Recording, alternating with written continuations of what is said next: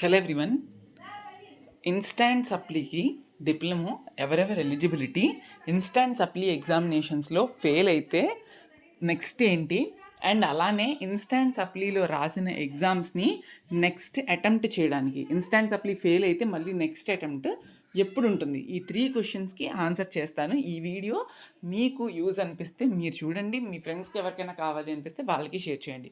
అలానే కింద డిస్క్రిప్షన్లో ఏమేమి డాక్యుమెంట్స్ కావాలి కౌన్సిలింగ్కి, A to Z complete counselling process and top engineering colleges, మీకు వచ్చిన ర్యాంక్కి ఏ టైప్ ఆఫ్ కాలేజ్లో సీట్ రావచ్చు, ఈ వీడియోస్ అన్నీ కూడా డిస్క్రిప్షన్లో పెట్టాను. ఒకసారి విజిట్ చేసి చూడండి, లింక్స్ అన్నీ ఉన్నాయి.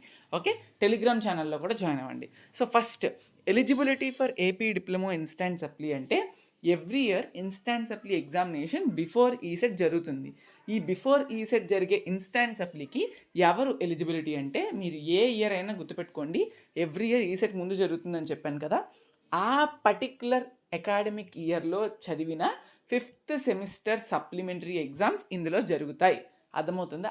ఆ పర్టిక్యులర్ అకాడమిక్ ఇయర్లో, like for suppose 2025 instant supply exam పెడితే వాటికి ఎవరు ఎలిజిబుల్ అంటే 2024 to 2025 అకాడమిక్ ఇయర్లో ఎవరైతే 5th సెమిస్టర్ రాశారో వాళ్ళు eligible 5th semester instant supply రాయడానికి. అంతే తప్ప ముందెప్పుడో బ్యాచెస్ వాళ్ళు అప్లికబుల్ కాదు. అలాగే ఫర్ సపోజ్ నెక్స్ట్ ఇయర్ కూడా చూస్తే 2026 ఇన్స్టాంట్ సప్లీకి ఎవరు ఎలిజిబుల్ అవుతారు? 2025 to 2026 అకాడమిక్ ఇయర్లో ఎవరైతే 5th సెమ్ చదివి రాస్తున్నారో వాళ్ళే ఎలిజిబిలిటీ అవుతారు తప్ప ఇప్పుడు చదువుతున్న బ్యాచెస్ ఎలిజిబిలిటీ కావు.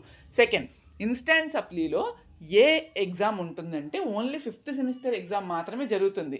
ఈవెన్ 2024 to 2025 అకాడమిక్ ఇయర్లో చదివిన మీ స్టూడెంట్స్ అందరికీ కూడా 5th సెమ్ మాత్రమే ఇన్స్టాంట్ సప్లీలో ఉంటుంది తప్ప మళ్ళీ first year, 3rd sem, 4th sem అన్నీ ఉండవు. ఆల్రెడీ సప్లీస్ అయిపోయాయి, అవి సప్లీస్లో రాసేసుకున్నారు ఏప్రిల్లో జరిగేవి. సో మళ్ళీ జరగదు ఇన్స్టాంట్ సప్లీలో, ఓన్లీ 5th సెమ్ మాత్రమే జరుగుతుంది. ఒకవేళ నెక్స్ట్ క్వశ్చన్, ఇన్స్టాంట్ సప్లీలో ఫెయిల్ అయితే ఏంటి అంటే, ఇన్స్టాంట్ సప్లీలో పాస్ అయినా ఫెయిల్ అయినా ఫస్ట్ కౌన్సిలింగ్ ఈ సెట్ లోపు రిజల్ట్స్ రావడం లేదు. ప్రీవియస్ అనాలిసిస్ చూసుకుంటే ఫెయిల్ అయితే, లైక్ మన ప్రీవియస్ అనాలిసిస్ చూసుకున్నా కూడా ఎవరు కూడా ఫస్ట్ కౌన్సిలింగ్ ఎలిజిబుల్ రావట్లేదు, ఇన్స్టాంట్ రాసినా కూడా, ఎందుకంటే రిజల్ట్స్ రావట్లేదు. సో సెకండ్ కౌన్సిలింగ్ అనే ఎలిజిబిలిటీ వస్తుంది కదా ఇఫ్ ఇన్స్టాంట్ సప్లీ పాస్ అయితే. బట్ ఫెయిల్ అయితే సెకండ్ కౌన్సిలింగ్ కూడా మనకి ఈసెట్ సెకండ్ కౌన్సిలింగ్ కూడా ఎలిజిబిలిటీ రాదు. ఇది విషయం అర్థం చేసుకోండి, ఓకేనా? సో ఇంకా అనవసరంగా 1 year వేస్ట్ అయిపోతుంది ఇన్స్టాంట్లో కనుక మీరు ఫెయిల్ అయితే. 5th సెమిస్టర్లో సబ్జెక్ట్స్ ఉండిపోతాయి అంటే ప్రీవియస్గా ముందు సెమిస్టర్స్ అయిపోతేనే మీకు వర్కౌట్ అవుతుంది. 5th సెమ్ ఇన్స్టాంట్లో పాస్ అయినా ముందు ఇప్పుడు 4th సెమ్ ఫస్ట్ ఇయర్లో సబ్జెక్టులు ఉండిపోతే ఎలాగో మీరు ఎలిజిబుల్ కాదు ఏ కౌన్సిలింగ్ కూడా, కానీ చెప్తున్నాను. ఓకే, సో థర్డ్ క్వశ్చన్ ఏంటి అంటే, ఇప్పుడు ఇన్స్టాంట్ రాసేసారు, ఓకే, ఇన్స్టాంట్ రాసేసిన తర్వాత మళ్ళీ ఆ పర్టికులర్ సబ్జెక్ట్ ఉండిపోతే 5th సెమిస్టర్లోది మళ్ళీ ఎప్పుడు పెడతారంటే, మళ్ళీ ఆ పర్టికులర్ ఇయర్లో జరిగే అక్టోబర్, నవంబర్ ఎగ్జామినేషన్స్లో మీరు రాయడానికి వీలు లేదు. ఎవ్రీ ఇయర్ నోటిఫికేషన్లో క్లియర్గా మెన్షన్ చేస్తున్నారు.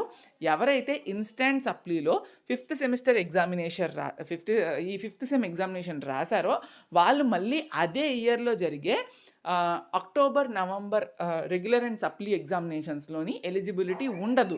ఓకే, మరి ఎప్పుడు రాయాలి అంటే నెక్స్ట్ ఇయర్లో జరిగే ఏప్రిల్, మే ఆ పర్టికులర్ టైంలో జరిగే ఎగ్జామినేషన్స్లో సప్లీలో మీరు 5th సెమిస్టర్ రాయాలి. గుర్తుపెట్టుకోండి, ఇప్పుడు మీరు 2024 to 2025 అకాడమిక్ ఇయర్ బ్యాచ్ కాబట్టి మీరు ఇప్పుడు 2025 ఇన్స్టాంట్ సప్లీ రాస్తే అది ఒకవేళ ఫెయిల్ అయితే మళ్ళీ 2025 అక్టోబర్, నవంబర్లో రాయడానికి లేదు. 26 ఏప్రిల్, మేలో జరిగే ఎగ్జామ్స్లో రాయడానికి మాత్రమే పాసిబిలిటీ ఉంటుంది. సో అంటే మళ్ళీ నెక్స్ట్ ఇయర్ ఈసెట్ దగ్గరలో ఒక 2-3 months ముందు జరిగే ఎగ్జామ్స్లో మాత్రమే రాయగలరు తప్ప మళ్ళీ ఇంకొక ఛాన్స్ ఉండదు ఇంత త్వరగా. సో అందుకే చదివేటప్పుడే ఏ సబ్జెక్ట్ ఉండిపోయిందో ఆ సబ్జెక్ట్ చదవడం వల్ల మెయిన్ పాయింట్, ఇప్పుడే ఉన్నారు మీరు, ఇంకా ప్రస్తుతం చదువుతున్నారు కాబట్టి కొంచెమైనా గుర్తుంటుంది. అది మీరు ఎగ్జామ్ రాస్తే అట్లీస్ట్ పాస్ అయిపోతారు. బట్ మళ్ళీ 1 year గ్యాప్ వచ్చిన తర్వాత ఎగ్జామ్ రాయాలంటే ఇట్స్ టూ డిఫికల్ట్. అసలు ఏంటో కూడా గుర్తుండదు. అలాగే 1 year అంతా చదువుకొని కూర్చుంటారు ఆ సబ్జెక్ట్ని, ఇట్స్ ఇంపాసిబుల్ కదా. సో కాబట్టి ఇప్పుడే కొంచెం కాన్సన్ట్రేటెడ్ పే చేసి మీరు ఖచ్చితంగా చదవాలి, క్లియర్ చేసుకోవాలని నేను చెప్తున్నాను, ఓకేనా? That's it. ఓకే, ఈ వీడియో ఇన్ఫర్మేటివ్గా అనిపిస్తే ఖచ్చితంగా లైక్ చేయండి అండ్ మీ ఫ్రెండ్స్కి కూడా షేర్ చేయండి. Thank you.